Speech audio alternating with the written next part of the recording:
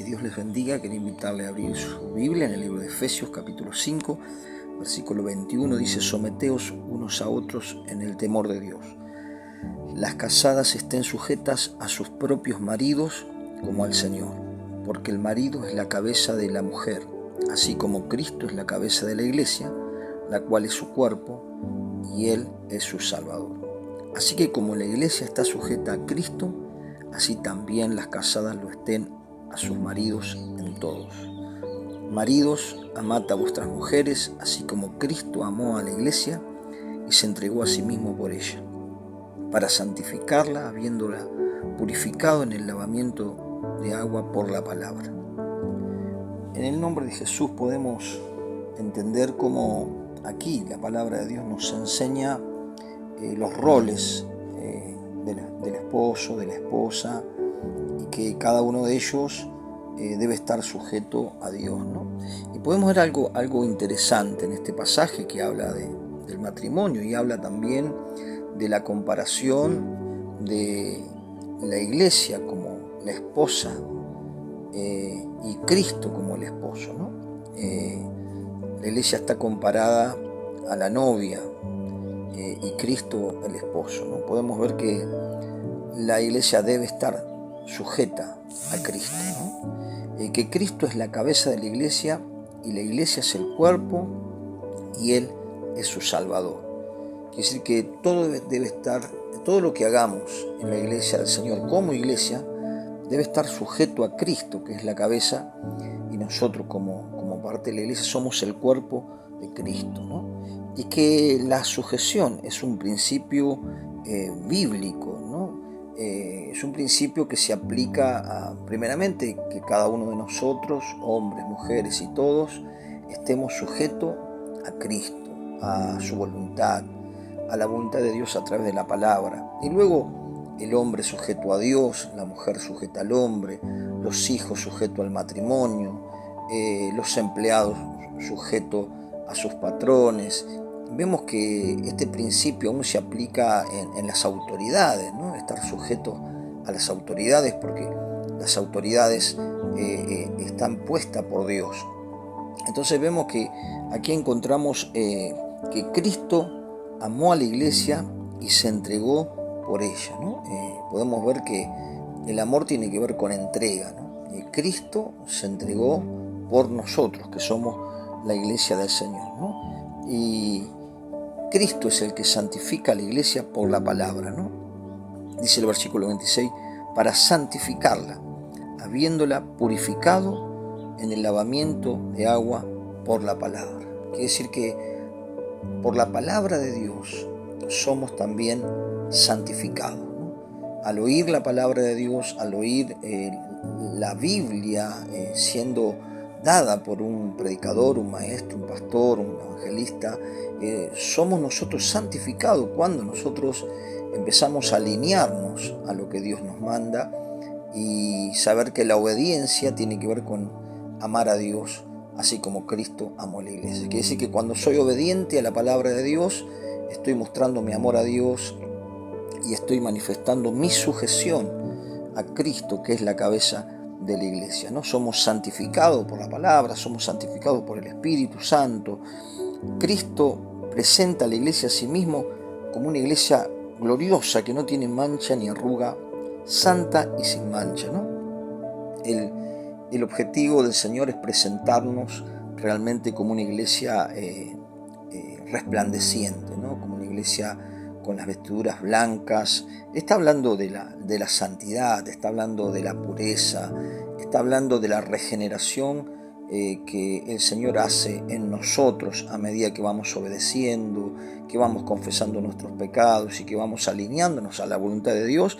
Dice el versículo 27, estamos en el Efesios 5, 27, a fin de presentársela a sí mismo, una iglesia gloriosa, que no tuviese mancha ni arruga ni cosa semejante, sino que fuese santa y sin mancha, ¿no? Ese es el propósito de la iglesia, ¿no? Presentarnos. Cristo nos quiere presentar una iglesia santa, una iglesia sin mancha, una iglesia que esté preparada para recibir al esposo, ¿no? Vemos en la parábola de las 10 vírgenes, que el esposo pronto estaba por venir, ¿no? Y si usted luego lee el capítulo 25, versículo 1 al 13, algunas estaban preparadas y otras no estaban preparadas, ¿no? Y estaba hablando de que debían tener sus lámparas llenas de aceite. Algunas estaban preparadas con aceite y otras durmieron y otras se dejaron.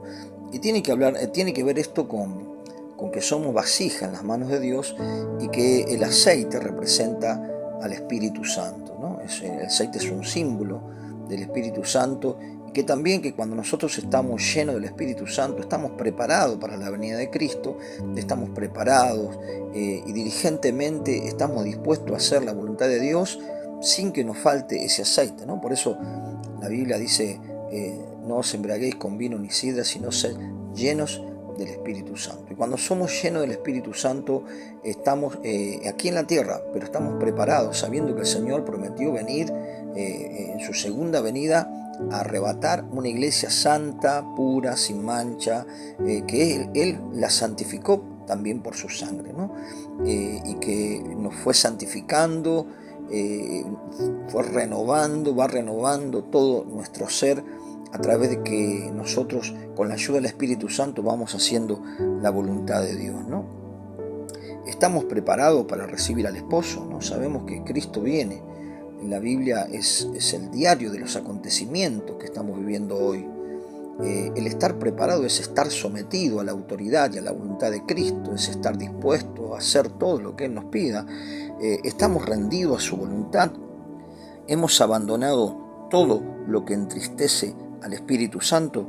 Somos conscientes y entendidos de los tiempos que estamos viviendo, ¿no? Podemos entender que estamos viviendo en los últimos tiempos, ¿no?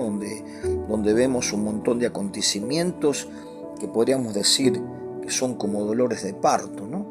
Pero que nos están indicando que pronto Cristo viene a buscar a su iglesia. Por eso dice Tito capítulo 2, versículo 11, porque la gracia de Dios se ha manifestado para salvación a todos los hombres. De alguna manera, la gracia, la misericordia, la bondad de Dios se manifiesta para que todos reciban salvación y para que el día que Cristo regrese a levantar a su iglesia, pueda levantar multitud de hombres, mujeres que han rendido su corazón a Jesucristo. Y dice el versículo 12, ¿no? Está hablando de la santificación, de la purificación, de la vida transformada realmente por el Espíritu Santo, por la palabra y por nuestra decisión de abandonar lo que ofende a Dios. Dice el versículo 12, enseñándonos que renunciando a la impiedad o a la maldad y a los deseos mundanos vivamos en este siglo sobria, justa y piadosamente. Dice el versículo 13, ¿no? Aguardando la esperanza bienaventurada y la manifestación gloriosa de nuestro gran Dios Salvador Jesucristo, ¿no?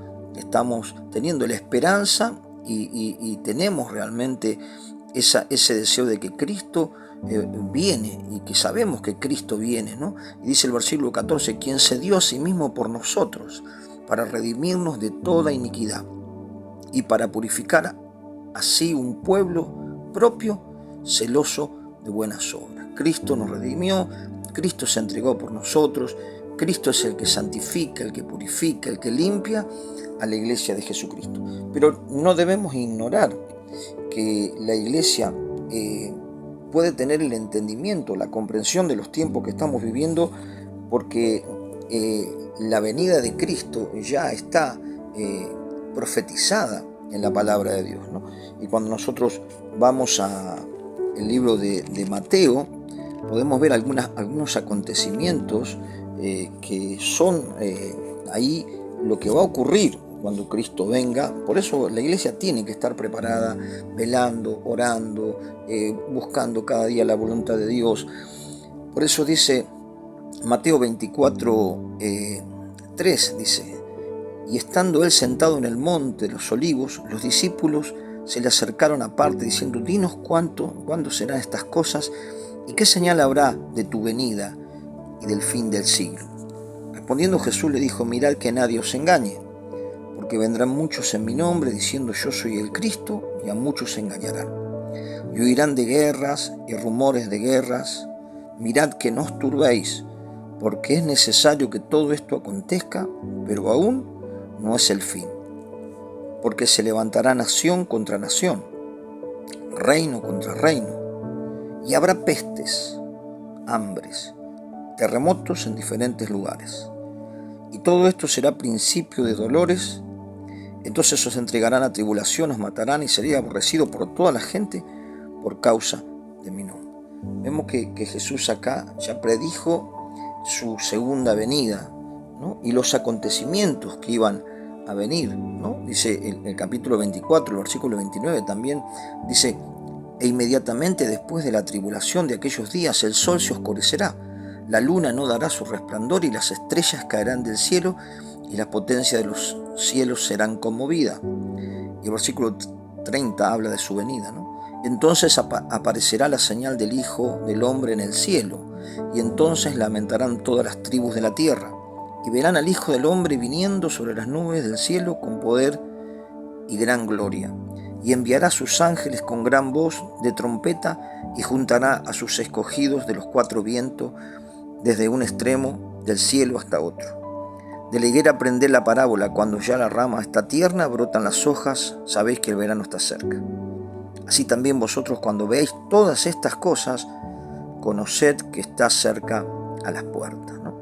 Vemos que estos acontecimientos nos van dando un indicio que su venida está cerca. Y uno puede decir, bueno, ¿cuándo vendrá? ¿Cuándo viene Cristo? ¿Cuándo va a ser ese acontecimiento final? ¿No? Lo dice ahí el capítulo 24, versículo 36, pero el día y la hora nadie sabe, ni aun los ángeles del cielo, sino solo mi Padre.